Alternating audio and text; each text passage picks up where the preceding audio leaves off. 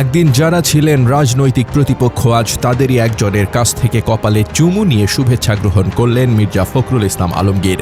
রাজনীতির মঞ্চে এমন দৃশ্য খুব বেশি দেখা যায় না। বৃহস্পতিবার রাষ্ট্রপতি নির্বাচনের ফল প্রকাশের পর দৃশ্যটি যেন আরও তাৎপর্যপূর্ণ হয়ে উঠেছে। বিএনপি প্রার্থী মির্জা ফখরুল ইসলাম আলমগীর নির্বাচনে পেয়েছেন 255 ভোট, অথচ বিএনপির নিজস্ব সংসদীয় ভোট ছিল 244টি, অর্থাৎ নিজের দলের হিসেবের বাইরে তিনি পেয়েছেন আরও 11টি ভোট। এই 11টি ভোটের মধ্যে জোট সঙ্গীদের 3টি, স্বতন্ত্র সংসদ সদস্যদের 7টি এবং হাত পাখা প্রতীকে নির্বাচিত একজন সংসদ সদস্যের 1টি ভোট রয়েছে। অন্যদিকে তার প্রতিদ্বন্দ্বী জামায়াতে ইসলামীর নেতৃত্বাধীন 11 দলীয় জোটের প্রার্থী কর্নেল অলি আহমেদ বীর বিক্রম পেয়েছেন 88 ভোট। কিন্তু সংখ্যার এই হিসেবের চেয়েও বড় হয়ে উঠেছে নির্বাচনের পরের রাজনৈতিক বার্তা। মির্জা ফখরুলকে শুধু বিজয়ী হিসেবে অভিনন্দন জানানো হয়নি, বিরোধী দলের পক্ষ থেকে তাকে স্বাগত জানানো হয়েছে। এমনকি জামায়াতের একজন সংসদ সদস্য তাকে কাছে টেনে কপালে চুমু দিয়ে শুভেচ্ছা জানিয়েছেন। ভাবা যায় যে রাজনীতিতে প্রতিদিন বক্তব্যে বক্তব্যে মতের সংঘাত, সংসদে তর্ক বিতর্ক, রাজপথে প্রতিদ্বন্দ্বিতা, সেই রাজনীতির মানুষগুলোকেই কখনো কখনো একই জায়গায় দাঁড়িয়ে সৌজন্যের হাত বাড়াতে হয়। এটাই হয়তো গণতান্ত্রিক রাজনীতির সবচেয়ে সুন্দর দিক। ভোটের মাঠে প্রতিদ্বন্দ্বিতা থাকবে, কিন্তু ফলাফলের পর রাষ্ট্রের স্বার্থে সৌজন্য থাকতে পারে। মির্জা ফখরুলের সামনে এখন আরো বড় দায়িত্ব।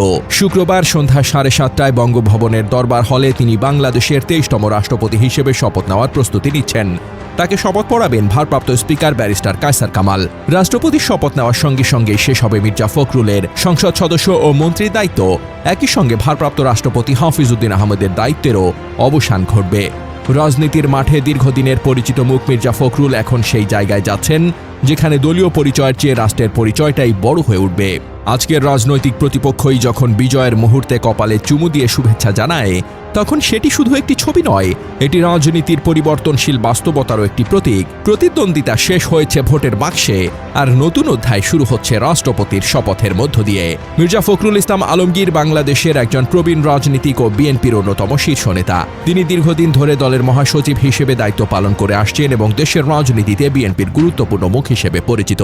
শিক্ষা জীবনে তিনি ঢাকা বিশ্ববিদ্যালয়ের অর্থনীতি বিভাগে পড়াশোনা করেন। পরবর্তী সময় শিক্ষকতা দিয়ে কর্মজীবন শুরু করেন এবং পরে সক্রিয় রাজনীতিতে যুক্ত হন। বিএনপির রাজনীতিতে তিনি ধীরে ধীরে গুরুত্বপূর্ণ অবস্থানে উঠে আসেন।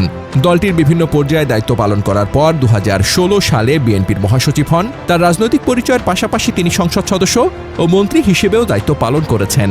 তবে মির্জা ফখরুলকে শুধু দলীয় নেতা হিসেবে দেখলে তার দীর্ঘ রাজনৈতিক পথচিত্র পুরোপুরি বোঝা যায় না। আন্দোলন, বিরোধী রাজনীতি, সংসদীয় রাজনীতি এবং রাজনৈতিক সংকট, বিভিন্ন সময় তিনি বিএনপির অন্যতম প্রধান মুখ হিসেবে সামনে থেকেছেন।